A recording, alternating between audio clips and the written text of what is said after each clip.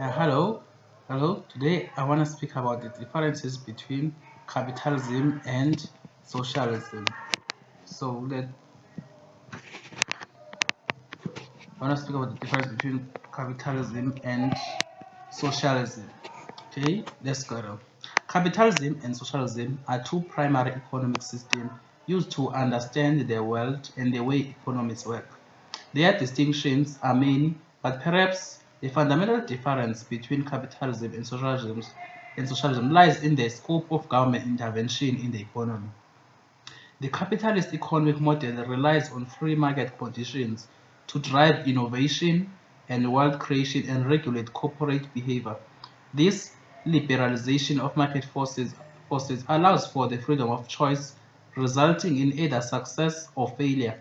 The socialist-based economy incorporates elements of centralized economic planning utilized to ensure comfort and encourage equality of opportunity and economic outcome, which is just a bizarre idea because that just cannot be possible. There's no, I might agree with the like result of an outcome like opportunities like equality of opportunities. I would agree, and I guess anyone in the world would, unless you are an idiot. Opportunity, but outcome, no, I disagree. That's what socialism. And also, it's more. It might also be a way to communism. So let's move on. Capitalism is a market drive economy. The state does not intervene in the economy, leaving it up to the market forces to shape society and life. While socialism is characterized by state ownership of businesses and services, central planning is used to attempt to make society more equitable. Most countries are mixed economy, falling in between the extremes of capitalism and socialism. South Africa is an economy like that. It's a mixed economy. It has both characteristics of socialism and capitalism, and some will also say characteristics of a centrally planned economy like a communist and capitalist state. Capitalist economy, I mean. Okay. Capitalism. In a capitalist economy, property and businesses are owned and controlled by individuals. The production and prices of goods and services are determined by how in demand they are and how difficult they are to produce. Theoretically, this dynamic drives companies to make the best products they can as cheaply as they can, meaning that consumers can choose the best and cheapest products. Business owners should be driven to find more efficient ways of producing quality goods quickly and cheaply. This emphasis on efficiency takes priority over equality, which is of legal concern for capitalist system. The argument is that inequality is a driving force that encourages innovation, which then pushes economic development. In a capitalist economy, the state does not directly employ the workforce. This can lead to unemployment during times of economic growth. So that might be some of the faults of an extreme capitalist economy, like a purely, yes, which why maybe government should be intervene there, but not intervene too much. So that's my point there. Whereas in is and also what I can also take into account, as they say, the argument is that inequality is the driving force that encourages innovation. So if there's inequality, people just stand up and push themselves to go on top of the ladder, as Jordan Peterson stated in his book like 12 Rules for Life. You gotta work yourself a bit on top of the ladder. You cannot just be at the bottom because and feel sorry for yourself. You gotta take your arms and get on left and get on top of the ladder. Then let's move on. Socialism. In a socialist economy, the state owns and controls the major means of production. In some socialist economic models, worker cooperatives have primacy over production. Other socialist economic models allow individual ownership of enterprise and property,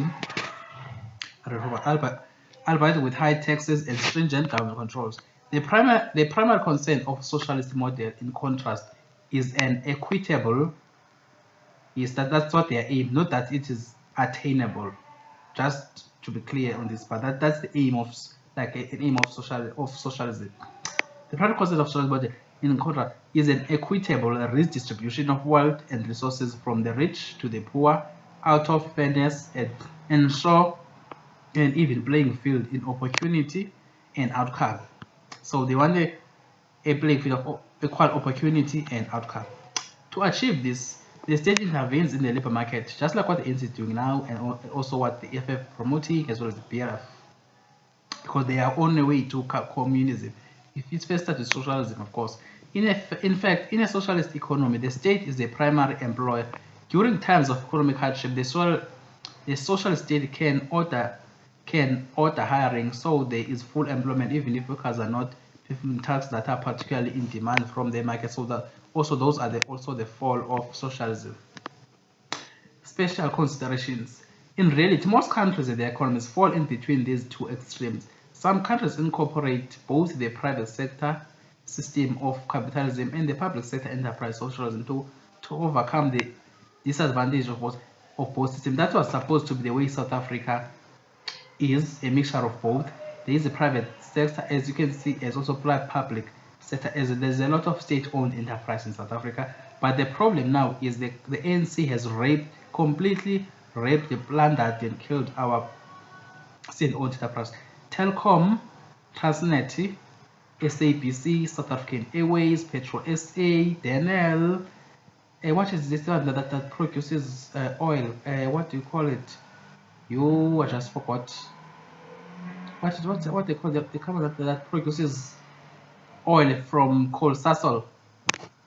Also, so like SA is completely like destroyed those. So in terms of mismanagement as well as corruption, those state enterprises were supposed to drive the economy, bring more employment, but that does not happen because NC is so corrupt. I don't know why people still vote for it, but let's move on.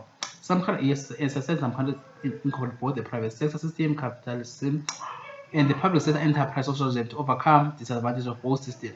So that must supposed to be the aim, but it's not happening in South Africa. It's not, because of the corrupt government. And also the private sector, because South Africa is facing a lot of deindustrialization and a lot of capital flight. So employment and unemployment is increasing also due to that. These countries are referred to as having mixed economic system. The years have stated. In these economies, the government intervenes to prevent any individual from having a monopolistic stance and undue concentration of economic power. I would agree on this one. Monopolies, no, they are not right because they